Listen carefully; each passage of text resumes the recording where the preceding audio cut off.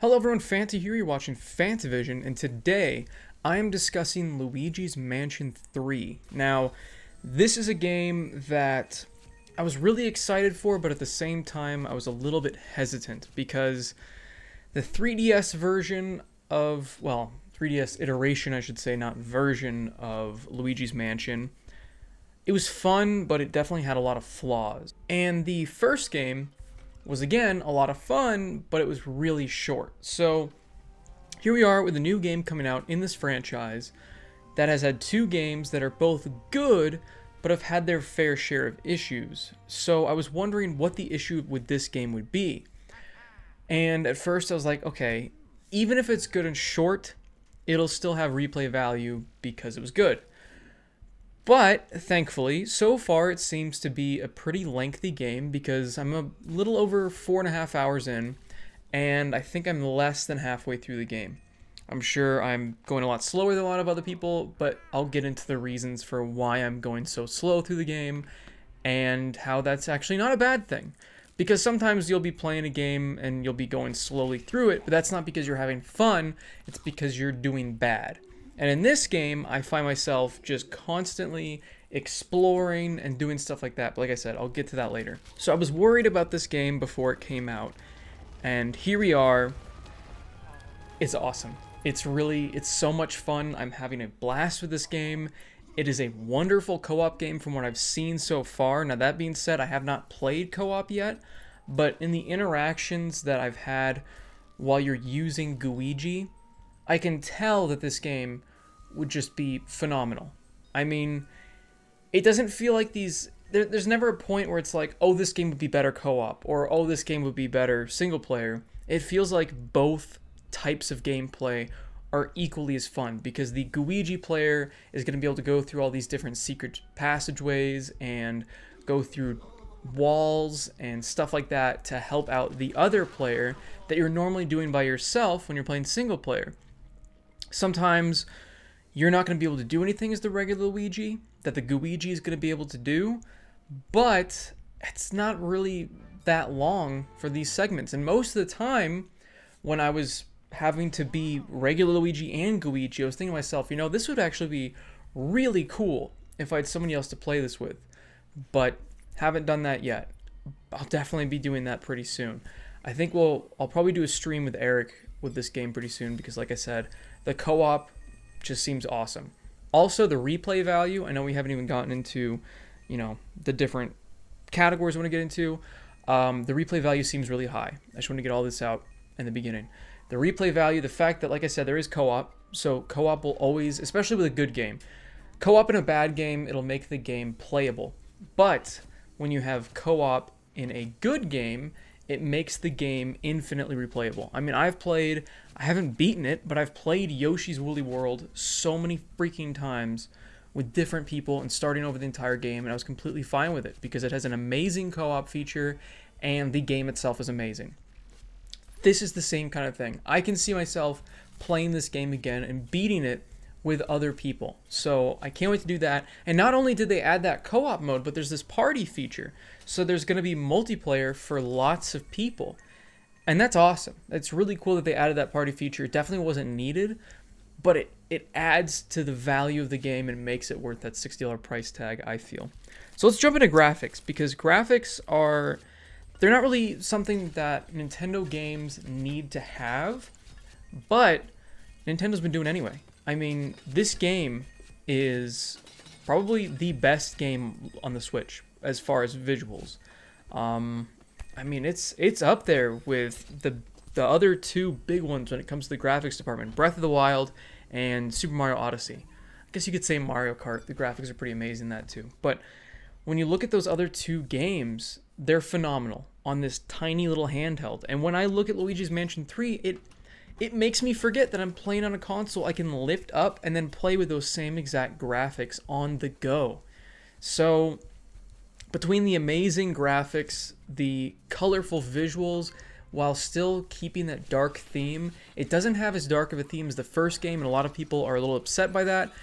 But by going past just the horror atmosphere of basically Resident Evil 1, they are keeping that horror aspect, but allowing themselves to be a little bit more silly with it and be more creative. And with that creativity, allows for better gameplay, allows for better level design, and interesting level design. And we'll get to that in the gameplay department when it comes to variation, because that's the name of the game here, variation, and I freaking love it.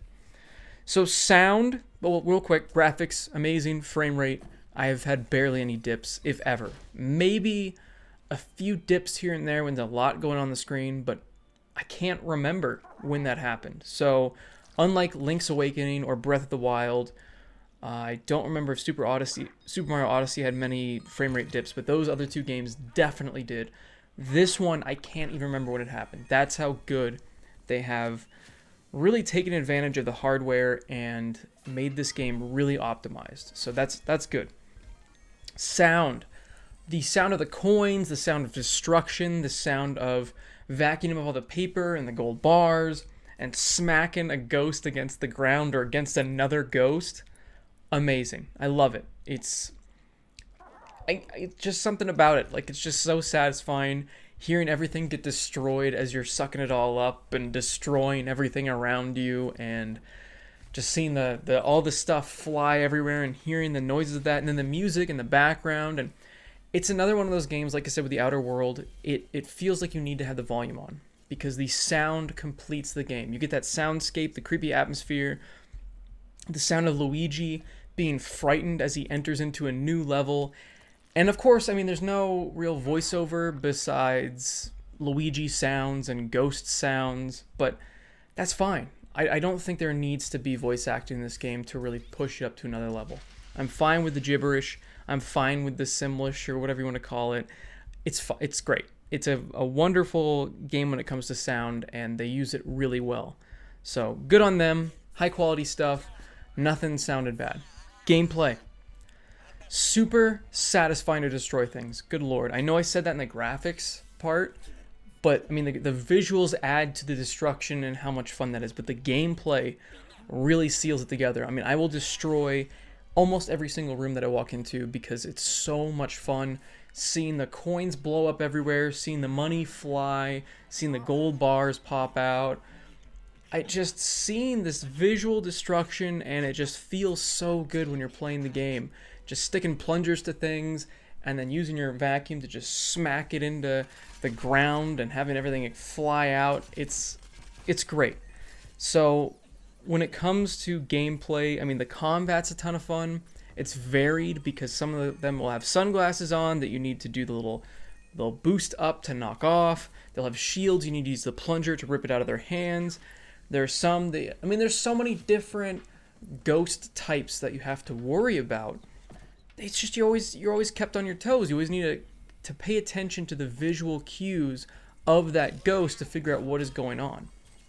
And the game doesn't feel too easy. It definitely feels a lot easier than the first game, but I feel like the challenge is fair. I feel like the challenge is it's definitely present enough to make the game not be too easy and boring. If there was no challenge at all, the game would not be fun.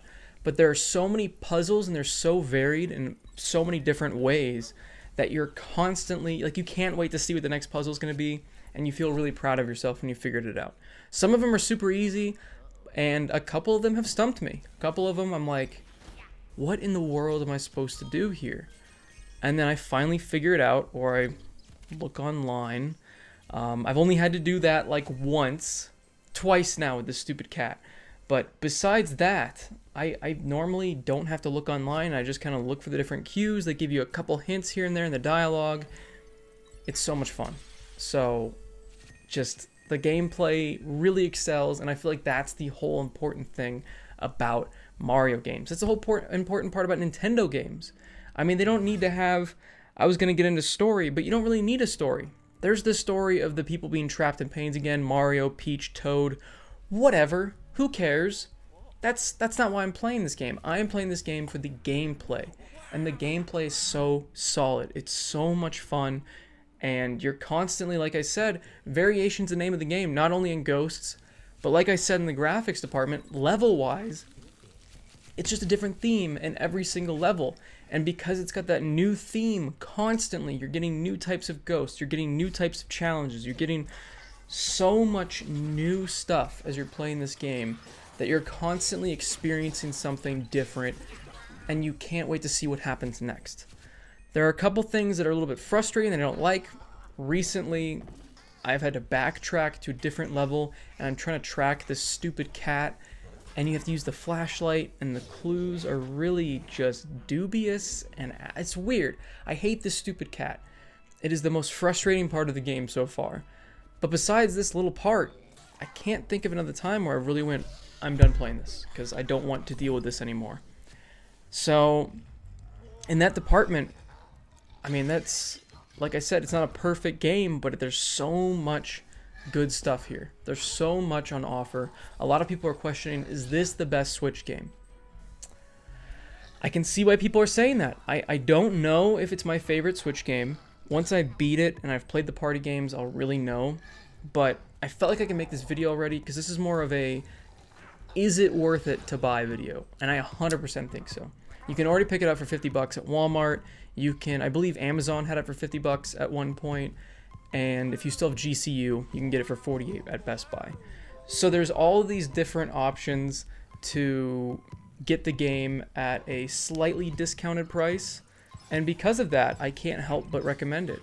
And all of the different gameplay things that I really enjoy, the graphics, and the fact that I think this is going to be a fun game to even play on the go. I prefer playing on the big screen TV, but the fact that you can play this on the go adds to it even more. So, there you go. That's my thoughts on Luigi's Mansion. Definitely pick it up. Highly worth it, even at full price. Day one buy. Just do it. And, as always, have a fantastic day. Oh, and like the video, subscribe for more content, and comment if you think you're going to get it. All that stuff. The things, you know.